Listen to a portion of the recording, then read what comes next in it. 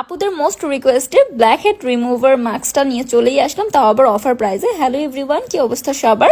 আমাদের অনেকেরই নাকের এখানে অথবা থুতনির এখানে অনেক সময় ব্ল্যাক হেডস এর প্রবলেম দেখা দেয়, সেটা ছেলে মেয়ে উভয়েরই হয়। সো তাদের জন্য নিয়ে এসেছি বায়ো অ্যাকোয়ার এই ব্ল্যাক হেড রিমুভার মাস্কটা। আমাদের কাছে বায়ো অ্যাকোয়ার এই ব্ল্যাক হেডস রিমুভার দুইটা পেয়ে যাবেন, ডিফারেন্ট।